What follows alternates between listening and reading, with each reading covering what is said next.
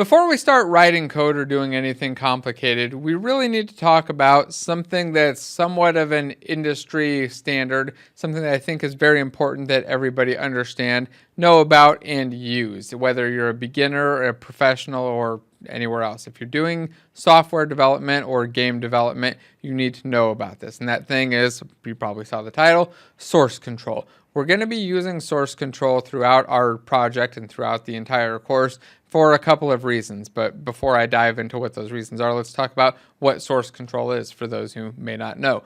Source control is a system where every revision or every change that you make to your code can be tracked and modified or gone back to or shared with somebody else. So when we make changes to our game, we'll do what's called a commit, where we'll just check that piece in, save it off, and it's not going to anyone else. It's just going to be for you, but you'll be able to share it if you decide to later. But you'll be checking this thing in to a remote system that will then save that version of your project off. Then you can work on your project some more, and when you're ready, you can check that version in and save off your latest changes every time. Now, the benefits of this are enormous. It might not seem that great. It might seem like, oh, I could just copy and paste the folder of my project or something like that, which is what people used to do in the olden days. It's a terrible, terrible idea nowadays because there's so much better options.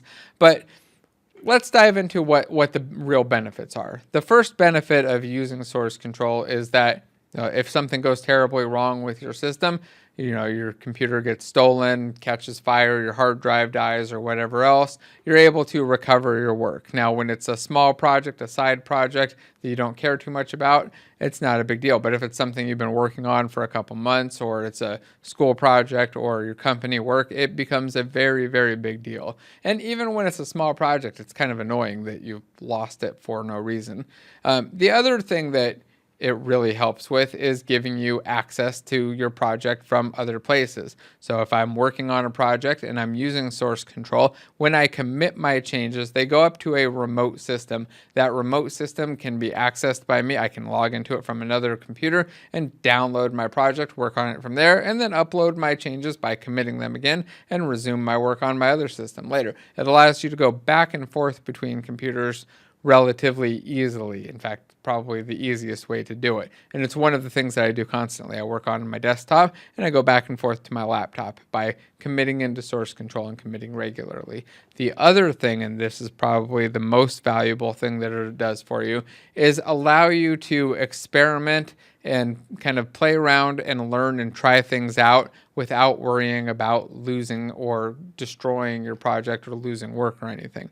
So if you got an idea, you want to just, hey, go play around, try something out, you can go experiment all you want and delete things, change stuff up completely, and then you can just right click and undo your changes. You can go right back to the previous version that you were on, or you can even do what's called a branch and have a totally separate version that you can then combine back in or ignore and just abandon later if it ends up not working out. We'll talk a bit about those more advanced topics later, though. I first just wanted to really dive in and kind of explain that source control is extremely important. It's something that you're going to need to know how to use. It's something that if you're a professional developer, you should already be using.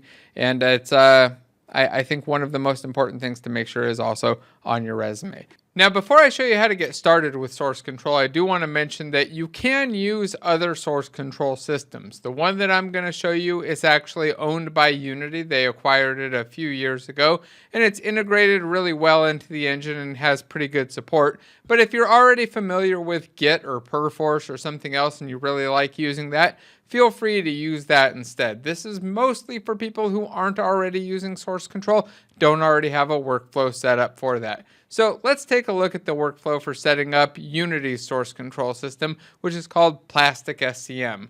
To get to PlasticSCM, you'll need to find the Window menu. Let's go find Window right here, and then choose PlasticSCM. This should give us a window down by the console and project windows that has an option to log in or sign up for a Plastic account. Let's click on that button. and we should get this pop-up. If you don't get this pop-up, try just clicking on the button again. I've had it in the past pop up an error message or just show nothing at all, show something in the console, and then going back and hitting the button again just made it work. So now that I'm at the point where I can sign in, I've got two options. I can sign in with my Unity ID or with an email. I'm going to use the Unity ID option, since we've already set up a Unity account, and now I should be signed in with my new Unity account that I've created. Now, I don't know why it gave me an error saying there was an invalid token, but I'm guessing I can just jump back over. Yep, went back over to Unity, and now it tells me that it's time to create a new cloud organization. This is something that we'll be using along the way through the project to do more than just committing files. We'll also use it for our build automation stuff. But for now, we just need to hit the create button and come up with a interesting or cool or unique name. It doesn't have to be something amazing. I'm going to call this Jason, or what did I put game? Jason Courses. There we go. I recommend, obviously, don't use my name. Use something else. Use whatever it is that makes sense for your organization. You probably only want to have one of these. You probably don't need multiple. So come up with something that you'll want to stick with long term, or don't worry about it and just change it later. Then choose the correct region for yourself. I'm going to choose US East since I'm in the US, and then hit the create button. This should create the organization and create our repository. So this is doing a little bit more than normal source control, but not a whole lot. It's creating, well, the repository part is normal. The extra stuff, the cloud services stuff, is a little bit extra. All right, so we've got the organization created. We hit the continue button. And then it's going to pop up the documentation. You're welcome to go through this. In fact, I recommend that you do. There is a standalone PlasticSCM tool. We're going to take a look at that later on down the road. But if you want to dive in more into source control stuff, if you're just kind of curious about it, you can definitely check out this documentation. But for now, we're going to go back into Unity.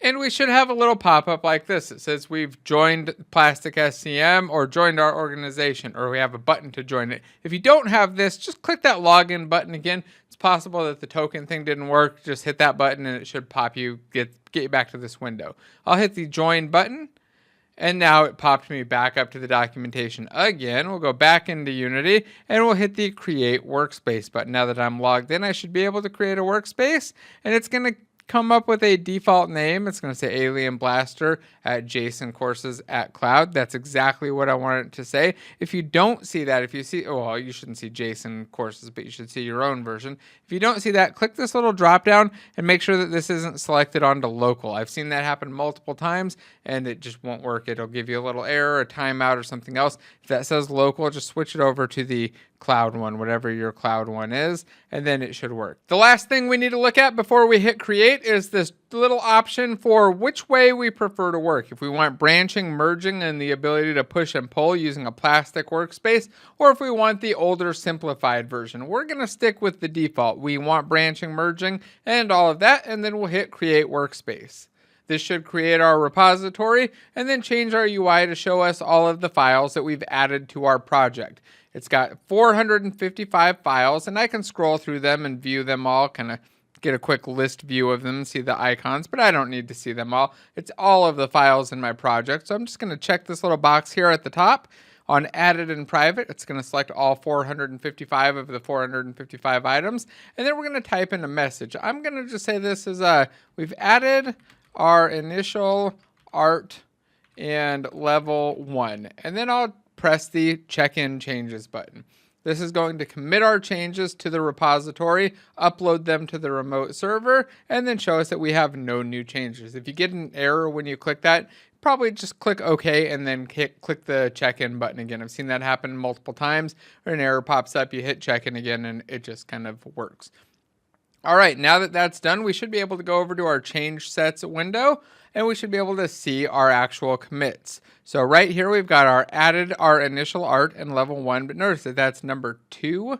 There's actually a commit number 1 that was created when we initially created the repository, and another one that was created, I guess, the first one. So 0 was created when we created our repository. Then it automatically uploaded some of our project settings files. These are files that you don't need to worry about. They're managed by the editor, and they're changed when we go into edit and then find our project settings. All of these little sections here have their own little settings file. That's what was committed in the first one. And then commit number 2 is ours with all of the art. So now we've got all of our art in there. I've accidentally unloaded my level. Let's go back into level 1 and we'll continue on.